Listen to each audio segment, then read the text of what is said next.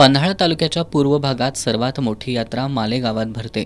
आज श्रीराम नवमीनिमित्त ग्रामदैवत असणाऱ्या हनुमान मंदिरामध्ये रामनवमी उत्सव उत्साहात साजरा करण्यात आला। सकाळी अभिषेक, पूजा, आरती, भजन यासह मंदिरात विविध धार्मिक कार्यक्रम पार पडले। यावेळी हनुमंताची आकर्षक पूजा बांधण्यात आली होती। ही पूजा राहुल गुरव, प्रमोद गुरव, सर्जेराव गुरव यांनी बांधली। दुपारी 12 वाजता जन्मकाळ सोहळा पार पडला। त्यावेळी भाविकांनी पुष्पवृष्टी केली। दर्शनासाठी मालेसह परिसरातील भाविकांनी गर्दी केली होती। सायंकाळी यात्रेनिमित्त हनुमानाच्या उत्सव मूर्तीची आणि रामलिंग ग्रुपच्या वतीनं श्रीरामाच्या मूर्तीची सजवलेली बैलगाडी, पारंपरिक वाद्य, हलगी, बँड, बेंजोच्या दणदणाटात आणि गुलाल खोबऱ्याची उधळण करत मिरवणूक काढण्यात आली। मिरवणुकीवर फुलांची आणि गुलालाची उधळण करण्यात आली। मिरवणूक गावाच्या वेशीबाहेर गेल्यानंतर भव्य आतषबाजी करण्यात आली।